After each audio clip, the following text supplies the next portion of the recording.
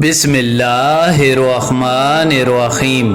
شروع اللہ تبارک و تعالیٰ کے نام سے جو بڑا مہربان اور نہایت رحم کرنے والا ہے۔ پیارے دوستو، آج ہم آپ کو میدان کربلا کا ایک ایسا واقعہ سنانے جا رہے ہیں کہ جسے شاید آپ نے اس سے پہلے نہیں سنا ہوگا۔ آج کی اس ویڈیو میں ہم بات کرنے والے ہیں امام حسین علیہ السلام کی گھوڑے کے بارے میں۔ امام حسین علیہ السلام کے گھوڑے کا کیا نام تھا، آپ کے پاس یہ گھوڑا کہاں سے آیا تھا اور اس گھوڑے کی خاصیت کیا تھی، اس ویڈیو میں ہم آپ کو امام حسین علیہ السلام کے گھوڑے کے بارے میں تفصیل سے بتائیں گے اور ساتھ ہی ساتھ میدان کربلا میں اس گھوڑے کی وفاداری کا ایک واقعہ بھی بتائیں گے جس کو سن کر یقیناً آپ کی آنکھوں میں بھی آنسو آ جائیں گے۔ لہٰذا آپ سے گزارش ہے کہ ہماری اس ویڈیو کو آخر تک ضرور دیکھیے گا۔ پیارے دوستو، سب سے پہلے ہم آپ کو بتا دیں کہ حضرت امام حسین علیہ السلام کے گھوڑے کا نام ذوالجناح تھا۔ ذوالجناح کو ایران کے بادشاہ نے ایک مرتبہ حضور اکرم صلی اللہ علیہ وآلہ وسلم کو تحفے میں دیا تھا۔ آپ کا یہ مشہور معجزہ ہے کہ آپ جس گھوڑے پر ایک مرتبہ بیٹھ جایا کرتے تھے تو پھر اس گھوڑے کی عمر بڑھ جایا کرتی تھی، یعنی وہ گھوڑا پھر کبھی بھی بوڑھا نہیں ہوتا تھا۔ اسی لیے یہ گھوڑا بھی اتنے سال گزر جانے کے بعد بھی میدان کربلا میں صحت مند اور چاق و چوبند تھا۔ پیارے دوستو، اس گھوڑے کی رفتار اور اس کی خوبصورتی کی وجہ سے اس کا نام ذوالجناح رکھا گیا تھا۔ کہتے ہیں کہ جب بھی یہ گھوڑا میدان جنگ میں دشمنوں پر حملے کے لیے بھاگتا تھا تو ایسا لگتا تھا جیسے یہ گھوڑا بھاگ نہیں رہا بلکہ یہ گھوڑا اڑ رہا ہے۔ اسی لیے اس کو ذوالجناح یعنی دو پروں والا گھوڑا کہا جانے لگا۔ امام حسین علیہ السلام کو اس گھوڑے سے بچپن سے ہی لگاؤ تھا۔ ایک مرتبہ امام حسین علیہ السلام اپنے نانا نبی کریم صلی اللہ علیہ وآلہ وسلم کے پاس گئے۔ اس وقت آپ اس گھوڑے کے پاس موجود تھے اور آپ کے ساتھ کچھ صحابہ کرام بھی موجود تھے۔ نبی کریم صلی اللہ علیہ وآلہ وسلم نے جب اپنے لاڈلے نواسے امام حسین کو دیکھا تو بہت خوش ہوئے اور پوچھا کہ کیا تم اس گھوڑے پر سواری کرنا چاہتے ہو؟ حضرت امام حسین علیہ السلام نے ہاں میں جواب دیا۔ آپ کی یہ بات ذوالجناح نے بھی سن لی تو وہ فوراً امام حسین کے قدموں کے پاس آ کر بیٹھ گیا تاکہ آپ اس پر آسانی سے سوار ہو سکیں۔ امام حسین علیہ السلام گھوڑے پر بیٹھے اور اس گھوڑے کی سواری کی۔ یہ سارا منظر دیکھنے کے بعد نبی کریم صلی اللہ علیہ وآلہ وسلم کی مبارک آنکھوں میں آنسو آ گئے اور آپ فرمانے لگے، بیٹا یہ وہی گھوڑا ہے جو یوم عاشورہ کے دن تمہاری مدد کرے گا۔ پھر آپ صلی اللہ علیہ وآلہ وسلم نے وہ گھوڑا امام حسین علیہ السلام کے حوالے کر دیا، یعنی حضور اقدس صلی اللہ علیہ وآلہ وسلم کا ذوالجناح امام حسین کے پاس آ گیا۔ پھر ذوالجناح نے میدان کربلا میں امام حسین علیہ السلام کے ساتھ وہ محبت اور وہ وفا کی کہ خود وفا بھی ذوالجناح پر ناز کرنے لگی۔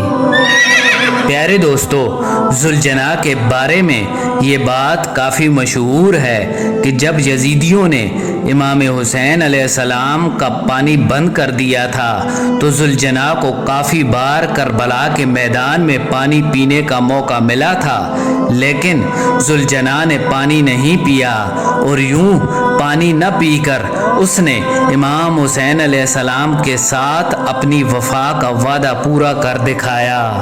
اسی لیے تو وفا نے بھی اس پر ناز کیا۔ اس کے بعد 10 محرم کے دن جب امام حسین حسین علیہ السلام اپنے گھوڑے سے نیچے گرے، ذوالجناح آپ کے ساتھ ایسے کھڑا ہو گیا کہ دشمن کا ہر تیر ذوالجناح کے جسم پر آ کر لگتا تھا، اور اس نے امام حسین علیہ السلام کی حفاظت میں ایسا کردار ادا کیا کہ تیروں کی اس بارش نے ذوالجناح کے بدن کو چھلنی کر دیا۔ روایات میں آتا ہے کہ ذوالجناح کو اتنے تیر لگنے کے باوجود بھی اس نے 60 سے زیادہ دشمنوں کو موت کے گھاٹ اتار دیا تھا۔ اس کے بعد جب دشمنوں نے امام حسین علیہ السلام اور ان کے ساتھیوں کو شہید کر دیا تو یہ گھوڑا ان کی لاشوں کے ارد گرد چکر لگاتا رہا اور زور زور سے ہنہنانے لگا۔ ذوالجناح امام حسین علیہ السلام کے جسم اطہر کے پاس آ کر رک گیا اور اپنی پیشانی کو امام حسین علیہ السلام کے خون سے تر کر دیا، اور پھر اپنے پاؤں کو زمین پر اس زور سے مارا کہ جس سے ایسی آواز پیدا ہوئی کہ پورے میدان میں سناٹا چھا گیا، اور یہ دیکھ کر دشمنوں کے بھی پسینے چھوٹ گئے۔ اس وقت عمر سعد کی نظر جب اس گھوڑے پر پڑی تو کہنے لگا، اس گھوڑے کو میرے پاس لایا جائے، یہ گھوڑا اللہ تبارک و تعالیٰ کے رسول کے گھوڑوں میں سے ایک بہترین گھوڑا ہے۔ تو عمر سعد کے اس حکم پر لوگ اس گھوڑے کی جانب بڑھنے لگے۔ جیسے ہی یہ لوگ گھوڑے کے قریب پہنچے تو ذوالجناح نے دوبارہ اس زور سے پاؤں مارا کہ لوگوں کو واپس جانے کا موقع بھی نہ ملا، اور یہ دیکھ کر عمر سعد چلایا کہ اس کو اس کے حال پر چھوڑ دو، دیکھتے ہیں کہ یہ کیا کرتا ہے۔ پھر وہ گھوڑا ہجوم سے نکل کر امام حسین علیہ السلام کے جسم مبارک کے پاس آ کر بیٹھ گیا اور اس طرح سے رونے لگا جیسے کوئی کسی جوان کی موت پر روتا ہے۔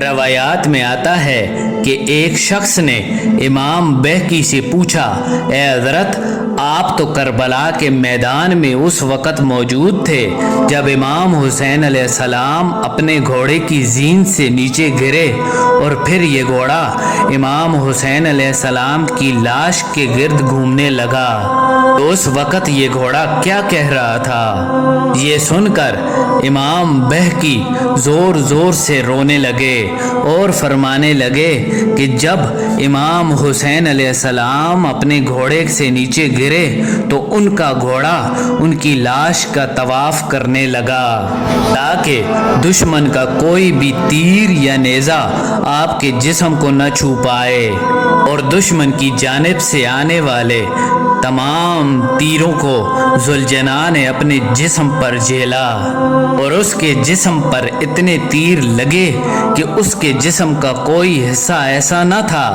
جہاں سے وہ زخمی نہ ہوا ہو۔ اور ایسے میں ذوالجناح چیخ چیخ کر یہ کہہ رہا تھا کہ لعنت ہو تم لوگوں پر جو حضور اقدس صلی اللہ علیہ وآلہ وسلم کے نواسے کو قتل کر رہے ہو۔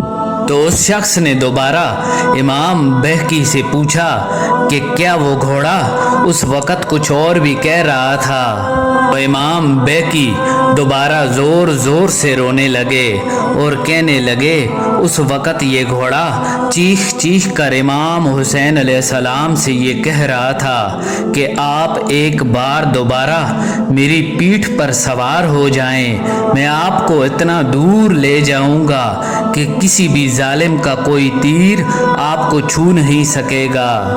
یہ سن کر امام حسین علیہ السلام نے ذوالجناح سے کہا کہ تم خیمے میں جا کر میرے گھر والوں کو یہ بتاؤ کہ حسین اپنے نانا کے پاس پہنچ گیا ہے۔